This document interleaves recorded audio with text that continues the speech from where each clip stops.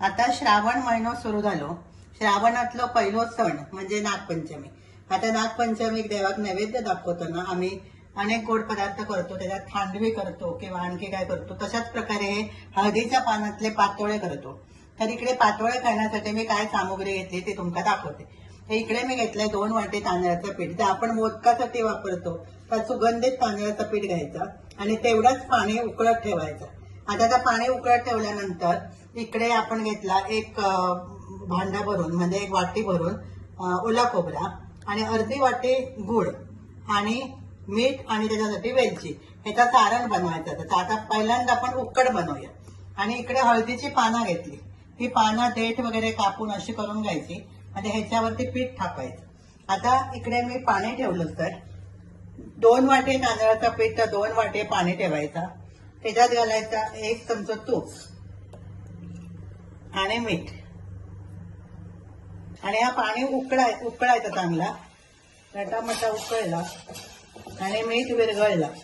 आता इकडे पाणी चांगला उकळला की गॅस बंद करायचो आणि माझा सगळा पीठ होता त्या सगळा पीठ त्याच्यामध्ये घालायचं.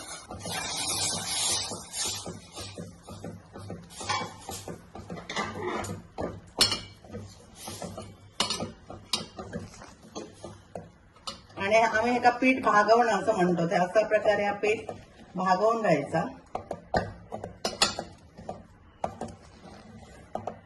आणि हा आता थंड करत ठेवायचं. आता आपण खोबऱ्याचं सारण बनवूया. या किसलेला खोबरा टाकायचा त्याच्यात आणि गूळ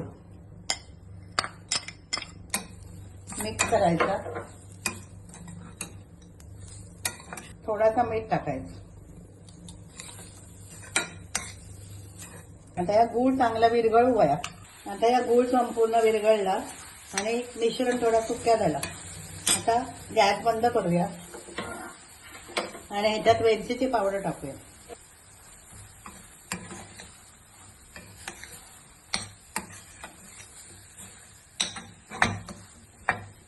आणि आपण जरा थंड करून घ्यायचा. आता आपण थोडा पाणी लावून पीठ एकदम सॉफ्ट मळून घ्यायचं. आता या सॉफ्ट पीठ मळून घ्यायचा जसं आपण मोदकात करतो आणि एक असं ओळं घ्यायचं. थोडंसं लांबट करायचं. आता इकडे मी एक हळदीचा पान घेतलंय. एका थोडंसं तेल लावायचं आणि त्याच्यावर या पीठ असं थापायचं.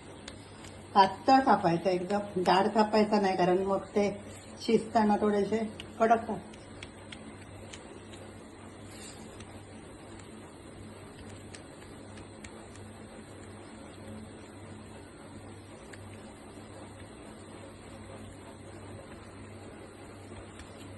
आणि आता सारण असतं. ते सारण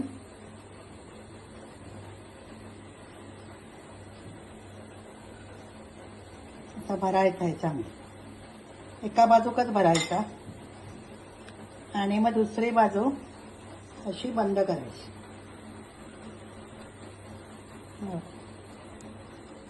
एवढा पातळ टाकू करा. अशा प्रकारे हे सगळे पातोळे मी तयार करून घेतले. त्या सारणामध्ये साधारणपणे 7 ते 8 पातोळे होतं. आता हे इकडे मी इडली पात्र ठेवलंय. त्याच्यामध्ये पाणी उकळत ठेवलंय. पाणी आता उकळत आलं की आपण हे सगळे त्याच्यामध्ये ठेवून देऊया. आता ह्याच्यावर झाकण ठेवायचा आणि 20 ते 25 मिनिटं एका शिजून द्यायची. आता आपण 20 ते 25 मिनिटानंतर हे उघडून बघूया. आता ह्याच्या पानांचा रंग पण बदललो म्हणजे शिजले.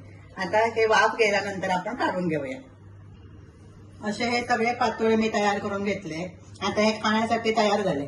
तर असे पातोळे तुम्ही श्रावणातल्या कोणत्याही सणात बनवा आणि खा. मोदकासारखीच चव असता पण इकडे हळदीच्या पानात केल्यामुळे ते काही छान हळदीचा सुगंध येतात. आणि म्हणून ही रेसिपी तुमका आवडली असाल तर लाईक करा, शेअर करा, सबस्क्राईब करा.